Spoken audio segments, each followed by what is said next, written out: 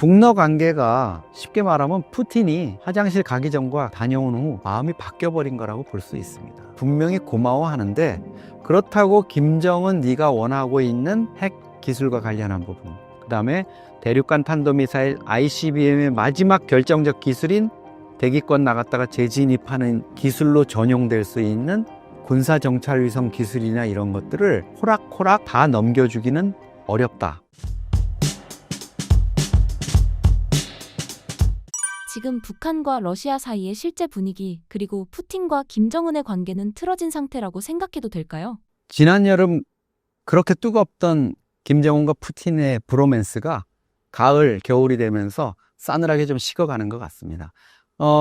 사실은 북러 간에 지금 어떤 중대한 진전이 있다거나 다시 푸틴과 김정은이 만나서 우크라이나 문제라든가 또 북한군의 현지 파견 문제라든가 이런 부분에 대해서 추가적으로 논의한다거나 혹은 푸틴이 김정은의 어떤 그동안의 노력에 대한 반대급부로 큰 선물을 준다거나 이런 소식이 전혀 안 들립니다. 이거는 김정은으로서는 무척 실망스러운 상황일 수 있고요. 북러 관계가 쉽게 말하면 푸틴이 화장실 가기 전과 다녀온 후 마음이 바뀌어버린 거라고 볼 수 있습니다.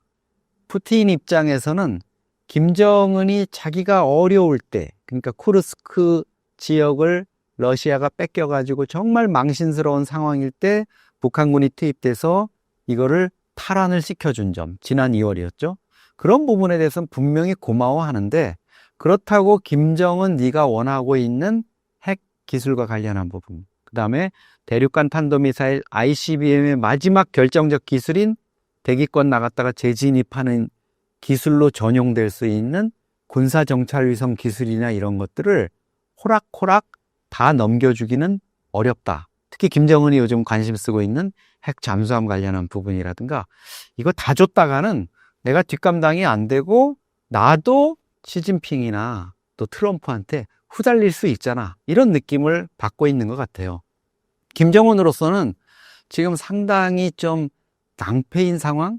이걸 어떻게 푸틴으로부터 좀 받아낼 걸 받아내고 말하자면 우크라이나 파병에 대한 출구 작전을 지금 짜야 되는데 받을 걸 받지 못한 상태에서 어떤 매듭을 짓거나 이러기는 쉽지 않은 상황이고요. 우크라이나 러시아 전쟁이 지금 종전 분위기까지 이렇게 고조되고 이렇게 하면서 김정은 입장에서는 자칫하면 전쟁 종전 이 무드에 휘말려 가지고 관심 밖으로 밀려나는 푸틴과 트럼프, 젤렌스키가 종전 협정에 매달리면서 지금 김정은에 대한 어떤 계산, 결산 이런 거는 좀 잊어버리는 게 아닌가 이런 불안감이 있을 것 같습니다. 북러 거래가 루블 결제로 이루어지면서 실질적 대가가 북한에 들어오지 않는다는 말이 사실인가요? 김정은 입장에서는 지금 낭패를 보고 있는 겁니다. 왜냐하면 국제기구라든가 이런 데서 그 추산을 한 거에 따르면 13조 원 정도의 포탄이나 또 병력이라든가 여러 가지 물자, 유무형으로 계산해서 이만큼의 그 지원이 러시아로 이루어졌는데 푸틴으로부터 김정은이 받은 거는 1조 정도밖에 안 된다는 거예요. 10%도 챙기지 못한 이런 불균형적인 어떤 거래, 이런 부분에 이제 문제가 나타나고 있고요.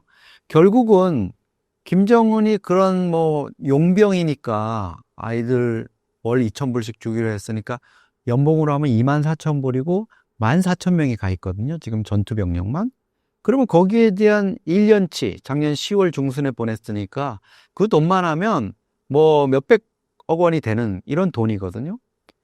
이 돈이 만약에 러시아 쪽에서 북한으로 지급이 되거나 흘러가고 있다면 국제금융기구나 이런 데서 대부분의 단박에 그거를 포착할 수가 있습니다. 근데 이런 징후가 안 나타나고 있거든요. 대신해서 밀가루라든가 다른 기름이라든가 이런 걸로 북한에 보내는 징후도 안 나타나고 있다는 건 13대 1의 어떤 불균형만큼이나 지원이 북한 쪽으로 안 되고 반대급부가 지급이 안 된다는 거죠. 그래서 이제 루블화 결제 시스템 이거에 북한이 휘말리면서 뭔가 푸틴의 계략에 말려든 게 아닌가 이런 얘기가 나오는 겁니다. 작년 6월에 북러 정상회담을 하면서 그 조항 중에 북한이 러시아의 루블화 결제 시스템에 이제 들어가는 이런 게 있었는데 저는 그때 되게 그게 의아했어요. 과연 북한 입장에서 북한 대외교역의 1%도 안 되는 러시아, 그것도 세계 각국에서 전부 불신하고 있는 루블화 시스템에 들어가서 뭘 하자는 거지 이랬는데 아마 푸틴 입장에서는 김정은한테 줘야 될 무기 대금이라든가 용병에 대한 대가, 파병 대가 이런 부분들을 루블화로 좀 퉁치려는 어떤 그런 속셈이 있지 않았을까 이런 생각도 하게 됩니다. 북한이 러시아를 믿고 전쟁에 참여했는데 앞으로 경제 외교적으로 어떤 큰 부담으로 돌아올 수 있을까요? 경제 외교 부담보다도 사실 더 큰 거는 체제 내부에서 오는 어떤 반발, 불만 이런 거일 수 있습니다. 북한군 14,000명의 전투병이 파견됐는데 그중에서 국정원 판단에 따르면 2,000명이 전사했다는 거잖아요.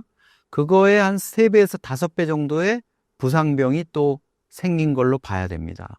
그러면 2,000명 중에 상당수는요, 러시아에서 시신도 수습을 못했어요. 그리고 대부분 뭐 시신을 운구하고 이런 게 아니죠. 그냥 화장해서 갔는데 북한도 한 자녀 정도 되게 두거든요. 16살에서 26살이 꽃다운 애들이 2,000명이 죽었는데 북한 당국은 이 병사들이 우크라이나에 파견된다는 걸 가족들한테 알리지도 않았어요.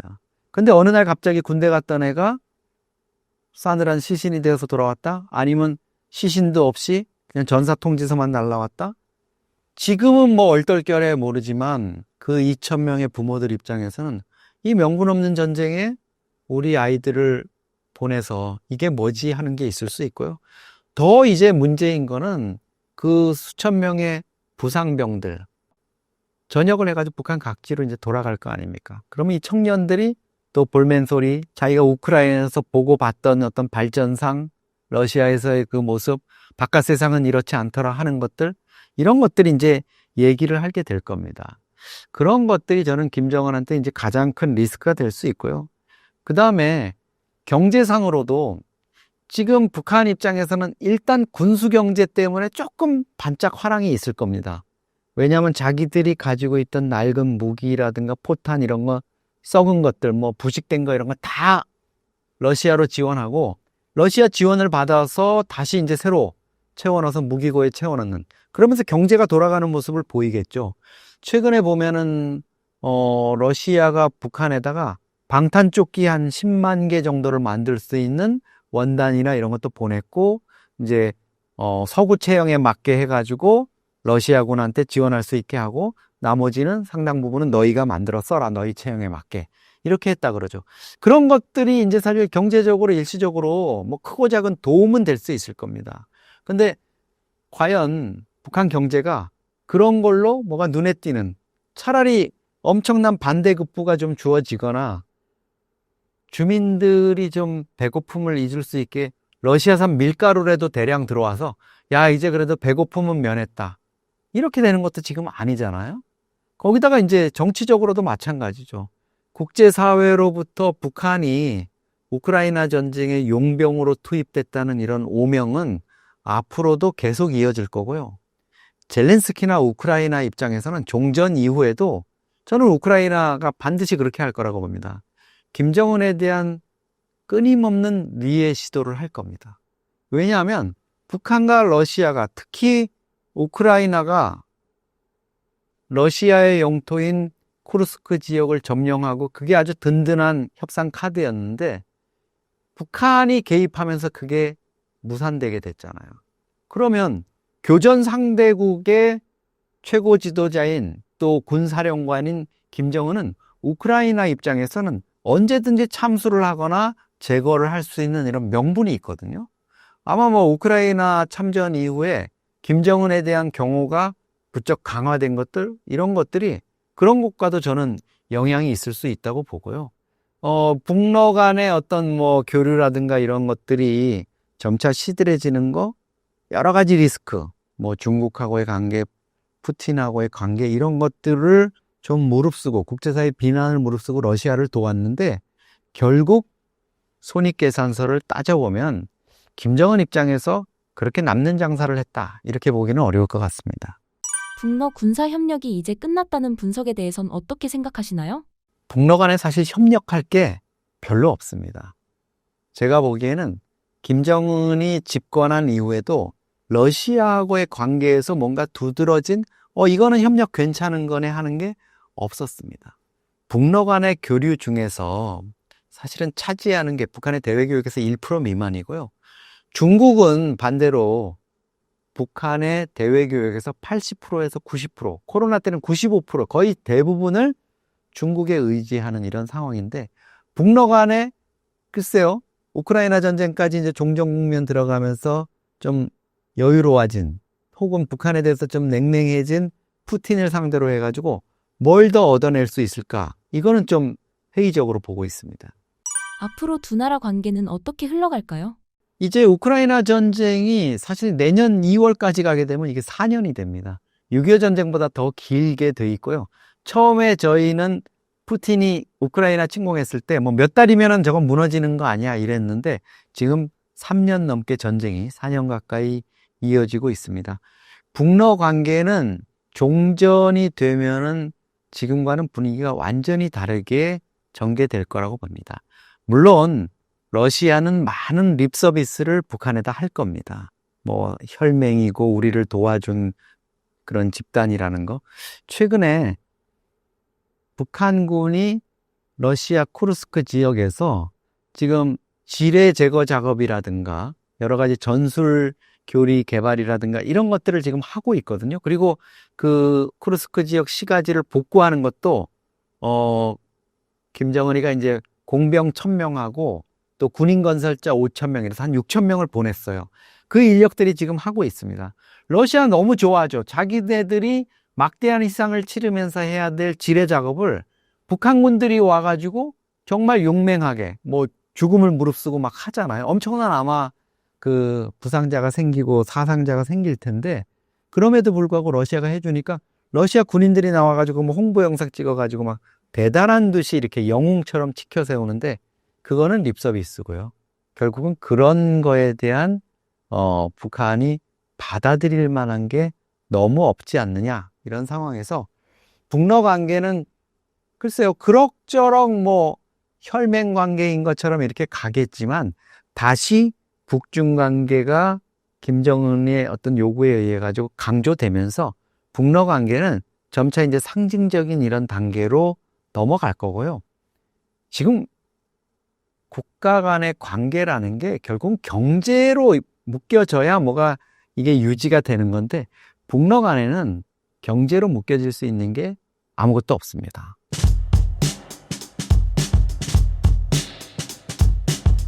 최근 트럼프, 젤렌스키 대통령 회담에서 논의된 내용은 무엇인가요?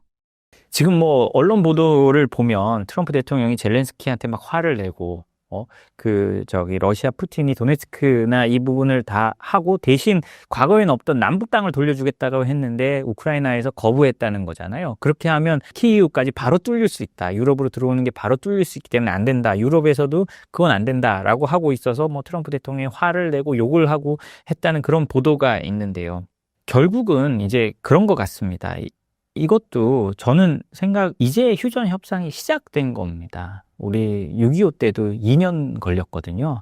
그러면 우크라이나 전쟁은 얼마나 더 걸릴까요? 2년보다 훨씬 더 걸릴 것 같아요. 관련된 이해관계가 훨씬 더 큰 전쟁이니까요. 그리고 유럽은 만약에 우크라이나를 이 상황에서 하면 푸틴이 매년 2030년 안에 유럽을 침공할 수 있다. 라고 생각하고 이거는 뭐 그냥 아무나 뭐 싱크탱크나 이런 데 하는 말이 아니라 독일 총리나 뭐 이런 사람들이 그렇게 말을 하는 거고 2027년에도 침공할 수 있다라고까지 말을 하니까요. 그 안에도. 그러니까 그 사람들은 실제로 우리가 생각하는 이상의 위기감을 갖고 있는 거니까요. 쉽게 타협되지는 않을 겁니다. 우리 6.25 때로 다시 한번 돌아가 보면 아까 2년에 그 협상을 했지만 지금이랑 비슷합니다. 우리 휴전 협상 누가 했습니까? 대한민국은 휴전협상 당사자가 아니에요. 들어가질 않았습니다. 그러면 미국과 중국, 북한이 했거든요.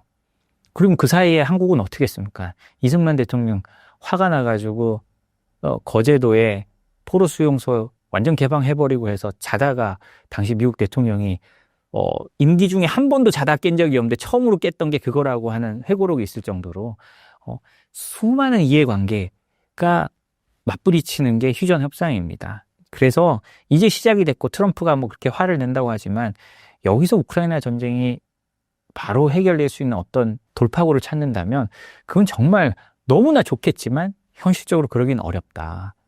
여러 가지 문제가 얽혀서 저는 그렇게 생각을 합니다. 헝가리에서 예정되었던 푸틴 대통령과의 회담을 취소한 트럼프의 속내는 무엇인가요? 최근 기사를 보면 헝가리에서 이걸 취소를 한 건 마코 루비오 국무장관이 트럼프의 건의에서 취소를 하고 러시아에 대한 어떤 강력한 제재도 최근에 시행했거든요. 그 제재도 루비오가 트럼프의 귀를 잡았다라는 보도가 나오고 있습니다. 이게 굉장히 좀 중요한데요. 지금까지는 트럼프 대통령의 친구인 위치코프 특사가 트럼프에 대해서 말한 게 굉장히 트럼프의 귀에 들어갔다고 합니다. 그래서 푸틴과 대화도 하고 여러 가지 하려고 했는데 루비오가 말한 거예요. 내가 얘네 외교장관하고도 다 얘기해봤는데 의지가 없다. 우리는 강하게 나가야 된다. 라고 했고 트럼프가 이제 지금까지 너무 속았다. 트럼프도 그 보도 나온 거 보면 푸틴하고 대화할 때는 잘 되는데 끊고 나면 변하는 게 없더라. 그리고 더 드론 날려서 하더라. 더 이상 이런 걸 해야 되느냐라고 말을 하니까 루비오가 그래 더 이상 속으면 안 된다라고 했을 때 트럼프가 거기 손을 들어줬다는 거거든요. 그렇기 때문에 트럼프도 이제는 러시아를 압박하지 않으면 이 문제가 해결되지 않는다는 걸 어느 정도 판단을 한 겁니다. 그래서요, 이게 어떻게 나타나는지를 가장 잘 보여주는 게 최근에 미국의 러시아에 대한 제재입니다.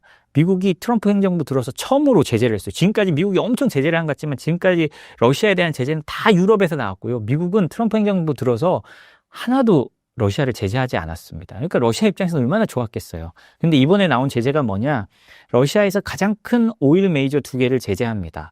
그러면서 이번에 제재한 건 뭐냐? 미국이 러시아에서 가장 큰 오일 메이저 2개를 제재합니다. 그래서 이제 기사를 보면요. 러시아의 하루 원유 수출량이 400만 배럴인데요. 그 중에 200만 배럴을 이 두 회사가 차지하고 있다는 거예요. 이게 엄청난 겁니다. 지금까지 이걸 안 했어요. 유럽도 이렇게까지 안 했는데 이유가 뭐냐? 유럽은 지금까지 어떻게 하냐면 가격 상한선을 정했습니다. 지금은 47달러인가 그렇습니다. 원유를 배럴당 47달러 이하로만 팔아라고 하니까 그럼 이하로 사면 되네. 우리 싸게 사고 좋지 뭐 하고 중국이나 인도가 러시아 수출 원유의 한 80%를 다 사간 거예요. 그리고 나머지 나라가 싸게 사간 거예요. 그리고 뭐 좀 더 비싸게 밀수해 오는 것도 있겠죠. 러시아 입장에서는 당장 돈이 급하고 그거라도 팔 수 있으면 땡큐잖아요. 그래서 계속 팔아온 거고요. 근데 지금 미국은 어떤 걸 했냐? 야, 그 두 회사랑 거래하지 마. 라고 한 겁니다. 이거는 강도가 다릅니다. 그리고 우리가 잘 알다시피 원유는 대부분 달러로 거래를 됩니다. 미국이 수도꼭지를 잠근 거예요. 푸틴이요. 웬만하면 아프다는 얘기를 안 하는데 이번에 푸틴이 기자회견에서 미국이 굴복하지 않겠다라고 분명히 말하면서도요. 이번 조치는 좀 아프다라고 푸틴이 지 입으로 말했습니다. 그만큼 이번에 미국이 작정을 하고 때린 거거든요. 그렇기 때문에 트럼프의 속내는 이제 한번 압박을 제대로 해보겠다. 버텨봐라. 그러면 우리 압박도 이제 계속 들어간다. 라고 하는 거고요. 이게 효과를 발휘했는지 러시아도 그 다음에 말이 이제 더 늦지 않게 푸틴과 트럼프가 만나는 거를 이제 주선하겠다는 식으로 들어갑니다. 그러면 트럼프 입장에서는 어떻겠습니까? 이렇게 원유 수도꼭지를 잠그고 잠궈 놓고 물론 그 사이에 어떤 식으로든지 러시아는 빈틈을 찾아서 다시 회복시키는 노력을 해 가겠지만 일단 원유라는 최대 수입원을 줄여가고 있고 거기에 이제 토마호크 미사일을 그때 처음에 이제 우크라이나에 준다고 했잖아요. 이 카드를 계속 꺼내두고 러시아를 흔들 겁니다. 이게 왜 중요하냐면요. 이제 토마호크가 있으면 그걸 가지고 모스크바나 러시아 본토로 우크라이나가 제대로 공격을 할 수 있는 가능성이 생기잖아요. 이거는 푸틴 계속 지금 제한적인 전쟁을 한다고 말을 하고 있고 그걸로 이제 내부를 잘 다독여서 가고 있는데 모스크바에 실제로 큰 대형 미사일이 내려와서 계속 그 몇 방만 떨어지면 푸틴의 능력에 대해서 러시아 사람들이 이제 여러 통제를 가지고 잘 알지 못하고 있을 텐데 소식을 잘 알지 못하고 있을 텐데 이제 우리가 전쟁에서 이렇게 당하고 있구나라는 걸 깨달으면 여론도 급변할 수 있습니다. 그러니까 푸틴 입장에서는 굉장히 gonok스러운 상황이 생길 수 있으니까 트럼프가 그걸 가지고 지금 또 압박을 해 들어가고 있는 거죠. 아마도 실제로 언제 줄지는 모르고 줄지 안 줄지는 모르겠지만 트럼프 입장에서는 계속 그 카드를 가지고 흔들 가능성은 있습니다. 장기화된 전쟁 속에서 현재 러시아의 내부 상황은 어떤가요? 러시아 내부 상황은 상당히 어렵다는 얘기는 많습니다. 당연히 금리도 뭐 20% 정도 되는 금리가 계속되고 있고요. 이제 지금까지는 전시 경제를 통해서 인위적으로 GDP를 높여왔는데 이제 그것도 한계에 도달했다는 얘기도 많습니다. 국가 부채도 늘어나고 있고 에너지 자원을 팔아서 어떤 복지 자금으로 마련했던 수백조 원의 기금도 거의 고갈돼 가고 있습니다.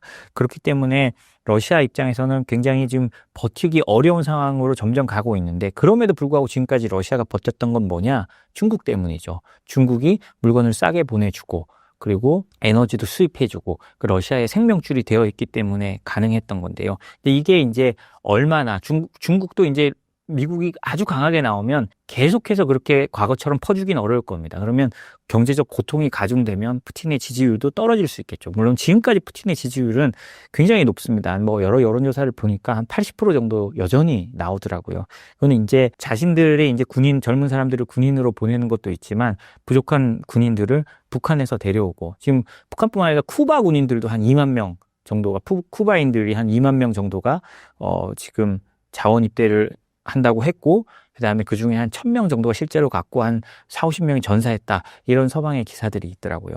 이런 것 좀 전 세계에서 이제 용병들을 불러 모아서 대리전을 펼치고 있는 겁니다. 자국 국민들을 최대한 적게 죽이면서요. 그런데 이제 그건 당연히 돈이 많이 드는 거죠. 그래서 이걸 언제까지 어떻게 할 수 있을지 또 어렵고 지금 뭐 여러 가지로 뭐 러시아 내부 경제는 어렵습니다. 그래서 2026년 그리고 늦어도 2027년 중반이 되면 사실상 러시아 경제가 무너질 수준까지 올라간다라는 서방의 그런 것도 있는데요. 근데 저는 뭐 그렇게까지 러시아 경제가 코너에 아무리 제재를 많이 해도 코너에 몰릴까 싶은 생각은 있는데요. 왜냐하면 중국이 러시아가 무너지는 걸 원하지 않습니다. 왕이 외교부장이 유럽의 그 대표들이나 만났을 때 했다는 얘기를 보면 중국의 속내가 그대로 드러나는데요. 우리는 이 전쟁을 지지하지 않는다. 그러나 러시아가 무너지는 걸 원하지 않는다. 왜냐? 러시아가 무너지면 그 다음 타겟은 바로 중국이기 때문에 우리는 러시아가 무너지지 않게 할 거다. 라고 왕이 외교부장이 그런 말을 하고 유럽의 대표들을 만났다는 거예요. 뭐 자신들의 속내를 너무나 직설적으로 표현한 거죠. 제가 중국이라도 그러겠어요. 왜냐하면 러시아가 여기서 무너져 버리면 이제 다음 타겟은 자기들인 게 너무 명확하기 때문에요. 그렇기 때문에 그러기는 쉽지 않을 거라고 봅니다만 어쨌든 러시아의 내부 상황이 전쟁을 계속 끌고 가기는 쉽지 않은 상황으로 가고 있고 그러나 그렇다고 바로 당장 지금 끊느냐 바로 해야 될 정도로 코너에 몰렸느냐 그런 상황은 아니고 어떤 저강도로 계속 전쟁이 계속된다면 정말 오랫동안 갈 수 있는 그런 상황도 저는 전제를 해야 된다고 생각을 합니다. 장기전 속에서 젤렌스키 대통령도 비난받고 있습니다. 국제사회의 지원 피로감이 향후 휴전 종전 협상에 미치게 될 영향은 무엇인가요? 유럽도 지금까지 자신들의 세금을 가지고 우크라이나에 지원해줬잖아요. 근데 당연히 유권자들은 반발하겠죠. 뭐 사실 유럽이 같은 운명 공동체다라고 말은 하고 있지만 왜 나토나 EU 회원국도 아닌 우크라이나에 우리가 계속 돈을 줘야 돼라는 반발이 나올 수밖에 없잖아요. 그래서 지금 요즘에 유럽이 하는 게 뭐냐? 동결된 러시아 자산을 몰수해서 우크라이나에 주자는 겁니다. 그럼 자신들이 세금 안 들어가잖아요. 이게 뭐 겉으로 포장은 러시아의 침공에 대해서 책임을 묻는다. 라고 하고 그리고 거기 전쟁 배상금 쪽으로 우리가 이걸 받아놓은 거기 때문에 이걸 몰수해가지고 우크라이나를 줘야 된다라고 하는 거지만 속내를 보면 우리 세금 정말 쓰기 힘들다. 더 쓰면 우리 세금 이거 복지에 쓰고 다 선거 있는데 이거 언제까지 이렇게 해야 되느냐라는 것도 굉장히 큰 뭐 속마음입니다. 그래서 피로감이 있는 것도 사실이고요. 그리고 푸틴이 뭐 젤렌스키를 거부할 때 하는 말이 좀 민주적으로 선출된 지도자가 아니다라는 말을 하잖아요. 그동안 뭐 전쟁 시작된 다음에 선거가 없었으니까요.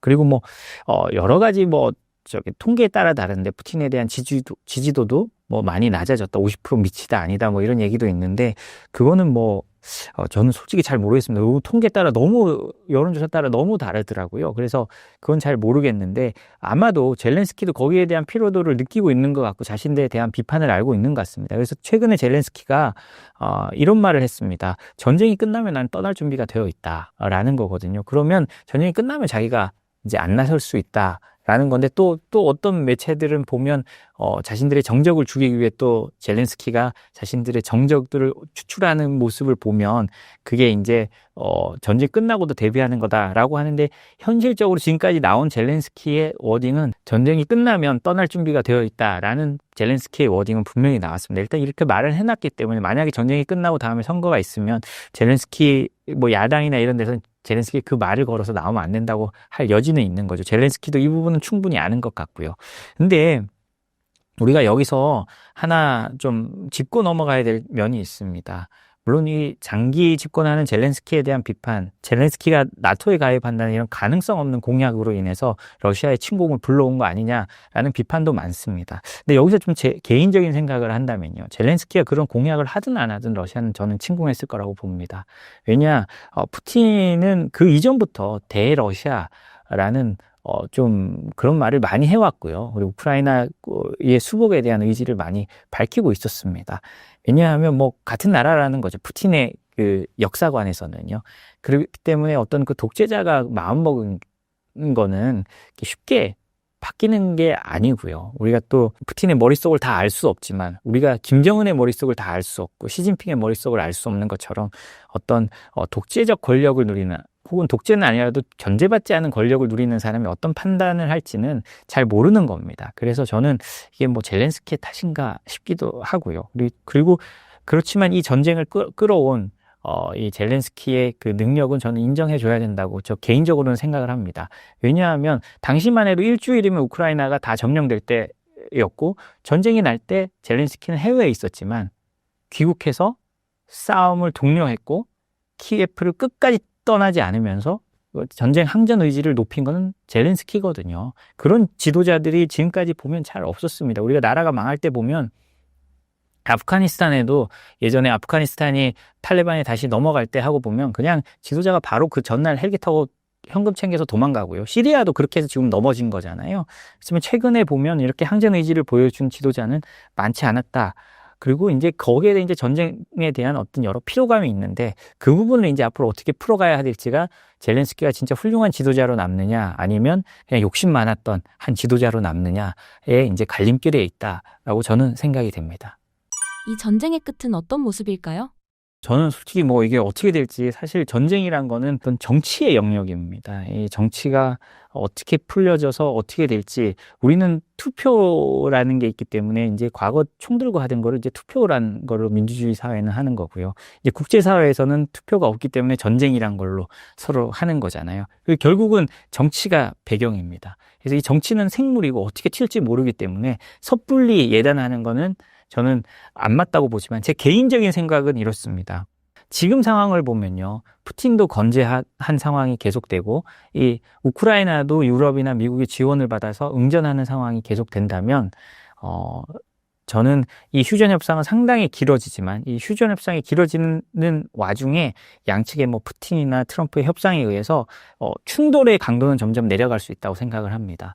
충돌의 강도는 내려가면서 협상은 지속되고 지지부진한 상태로 오래가는 그리고 그 어느 것도 해결되지 않는 상태로 오래 가면서 어느 순간 총성이 거의 잦아들면서 멈추는 상황이 올 거라고 저는 그렇게 생각을 합니다. 단칼의 협상이나 어떤 위대한 지도자의 노력에 의해서 해결되기는 쉽지 않은 상황이라고 보여지고요. 지금도 보시다시피 뭐 푸틴이 트럼프 말 듣나요? 듣는 척 했다가 안 듣고 또 트럼프 또 뭐 한다고 했지만 또 제대로 나중에 안 듣고 물러서고 이런 게 또 저는 반복될 수 있다고 보거든요. 그리고 본인들 내부적으로도 그렇습니다.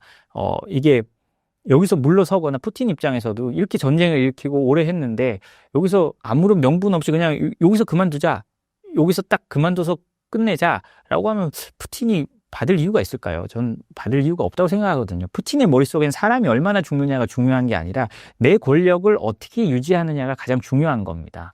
그렇기 때문에 푸틴 입장에서 현 시점에서 이렇게 받을 가능성이 낮고 하다면 저는 어떤 이렇게 정체된 전선 상황 속에서 점점 충돌이 줄어드는 과정을 거치면서 어느 순간 총성이 거의 들리지 않는 시점에서 어떤 휴전 협상 같은 게 끝나지 않을까 이런 생각을 하는데요. 앞으로 뭐 이건 지켜봐야 되겠죠. 왜냐하면 뭐 저희 상상일 뿐이고, 왜냐하면 이 휴전과 관련된 어떤 문제를 풀기에는 양측이 아직도 너무나 건재하고 걸린 이해관계도 많고 중재자의 힘이 압도적인 것도 아닙니다. 그렇기 때문에 쉽게 풀리지 않을 것 같다라는 게 제 생각입니다. 신사임당 시청자분들을 위한 한마디 부탁드릴게요. 지금 뭐 제가 지금까지 말씀드렸다시피 세계의 지정학이 아주 급적으로 변하고 있습니다. 뭐 냉전 이후에 가장 크게 변하는 시점이 지금이고, 여기서 짜여진 프로그램대로 아마 앞으로 21세기가 쭉 가게 될 가능성이 높다고 저는 생각을 합니다. 그러면 우리는 수출로 먹고 사는 나라고 해외 진출로 먹고 사는 나라인데 당연히 변화된 사회에 적응할 수 있는 게 필요합니다. 제가 이 생크션 랩이라는 걸 만든 것도요, 세계의 수출 통제 규제 이런 여러 군데 변할 때 거기에 우리가 어떻게 변화를 해야, 우리 기업들이 어떻게 적응을 해야 잘 해결해 나갈 수 있나라는 걸 찾는 건데요.